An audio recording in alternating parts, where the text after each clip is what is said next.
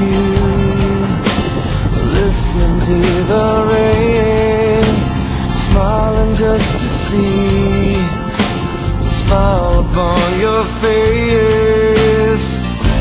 And these are the moments. It was mid of the school year when Titoy and his mother decided to settle in San Matias because his father needs to work here. As they arrived in the barrio, the eyes of people were on them. Who are the newly transferring near your house? They are the Rosario family. According to the gossip, they came from Candaba. Oh, Candaba, I had been there last summer. But some says that our people there are so mysterious. Oh, mysterious in what way? Team 21! Hey! You were able to get our jackpot. A little closer. Unfortunately. What number had came out now? I know you're not deaf. It's 1521. Want to bet again? Maybe it's your lucky day. Come on. And who's that woman? They are newly transferred yesterday. That's Josefina. In short, Kaang Fina. He transferred Titoy, her son, in San Matias High School. Every time he enters the room, everyone is staring at him. Whenever he tried to smile with them, they would just look to one another, then lower their eyes.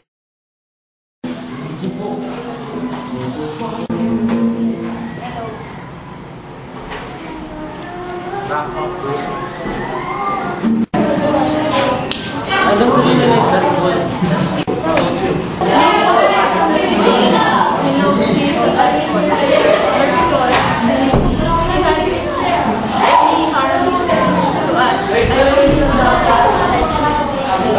Well, why don't we try to be friends with him? We don't know, maybe he's not as bad as what we think, right?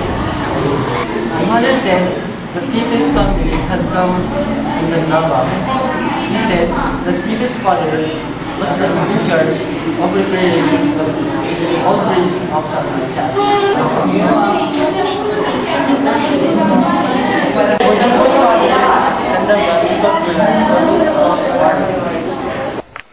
On the other hand, here's the group of George making their own conversation.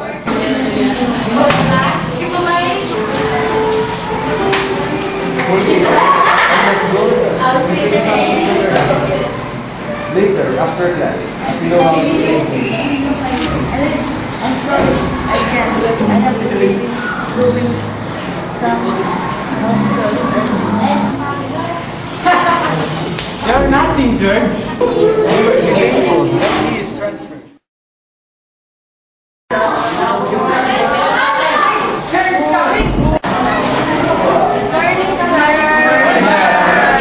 Okay, so class, lend me your ear first.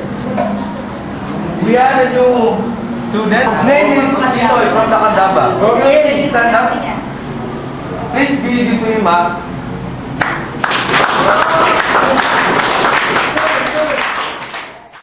George didn't like him any better when he found out that Titoy could answer the teacher's question more readily than he could.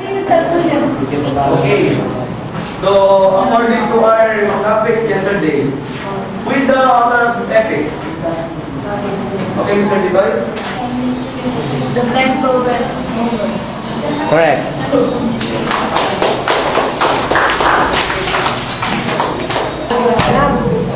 I hate this. How could you answer that fast? I think you want to be Yes, I think. I don't like him more now.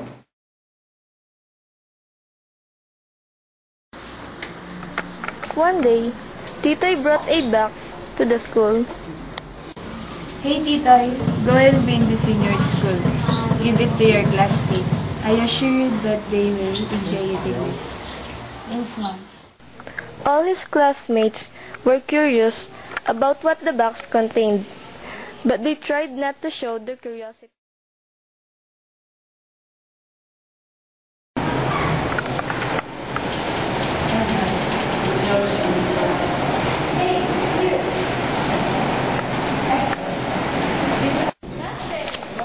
recess, Titoy approached them. You're so thin on your rock. Hey fellows, what's up? What's that? My mother sent it to me. She made it herself. Wow. Take some. Thank you. Oh. Want some? His classmates could only nod their heads in approval. Their mouths were so full. Everyone is smiling. Yes, very much. Thank you. Did you say your mother made it herself? Surely. She can make other things too, like espasol and suman. Really? Hey, James and George. Come on, taste it. That's good. Hey, taste it. No, I don't like. Because of that, he made you believe that tea is good. You were all fake.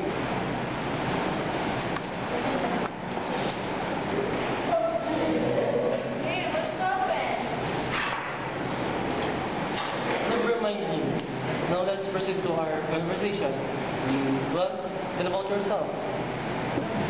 My hometown is Gandara. It was very much like San Matias, with trees and farm. The air is fresh.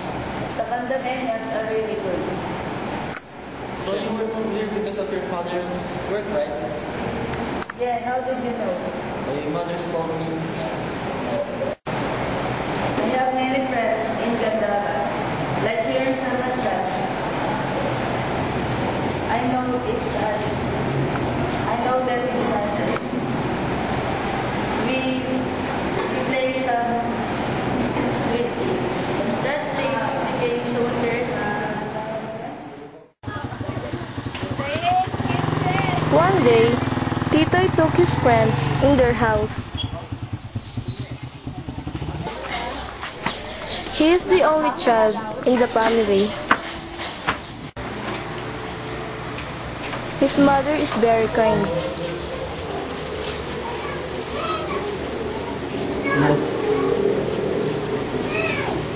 I'm so glad that he has so many friends. So have a seat. I'll get something here. I thought that condominium mothers must be different, but she's not. Tito, is your mother's very fun. Here's your merienda. You can let your bread.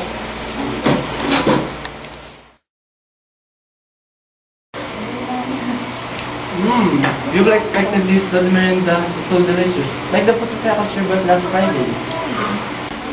Condominium can really make a good desserts. Yeah. Yeah, it's so delicious. Yeah, How right. much is it? One. No thanks.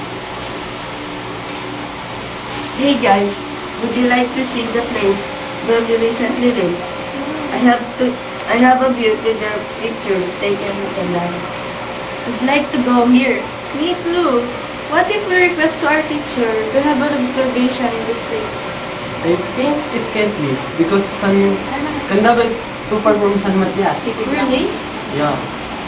I think. If not, I will bring you there. We will be having a visitation next Saturday. Oh, Come and join us. that's great. The next Saturday, the group went in Candaba. George and James decided to join. They went in the farm. While viewing the wide field, something happened. George bit by a snake. Hey, John! Hey!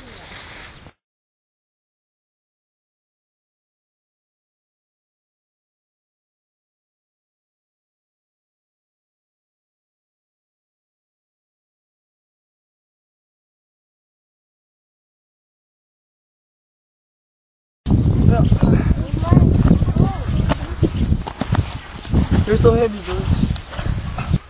What shall we do? Oh my God! What happened? Go, Titoy. What shall we do?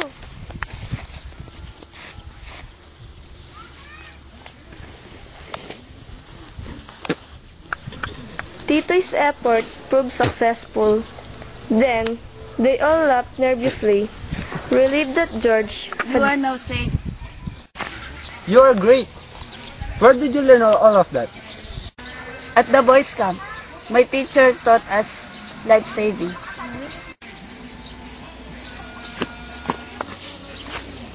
Suppose you have not been of us. What shall I do? Never mind. I'm sure you would done something alright. But thank you so much for saving my life. And sorry for treating you so bad before. Well, that's okay. I understand that you can easily trust a stranger. Your friend,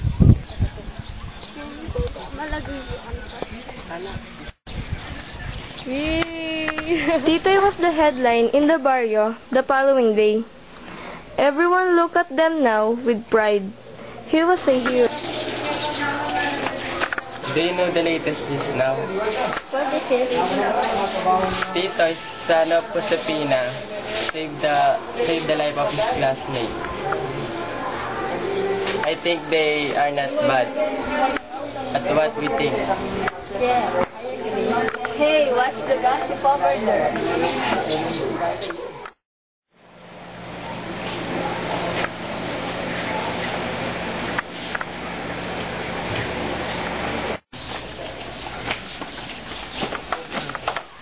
Pierce, we have to learn. Why so fast? Why didn't stay here longer? I didn't expect that my husband's work would be done quickly. Just take care of yourself. You can visit us after. From that day, they went back in Candaba. And all of Tito's classmates will surely miss him.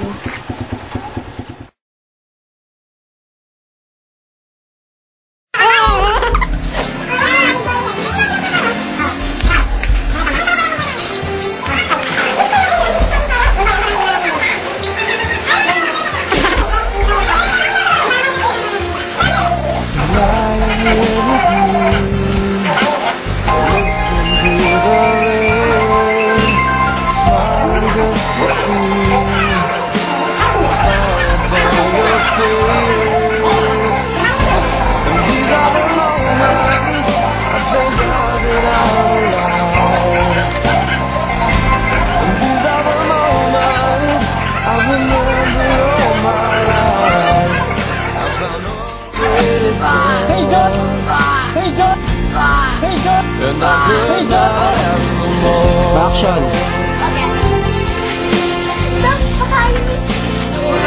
Hey, JJ! Looking in your eyes, seems all I need. Girl, who you are, it's everything to me. These are the moments I know heaven must exist. These are the moments I know all I need is this. I have all I'm waiting for.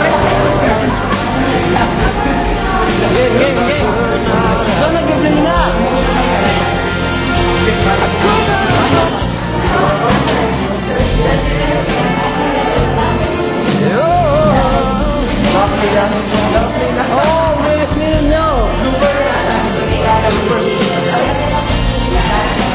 Yo! Yo!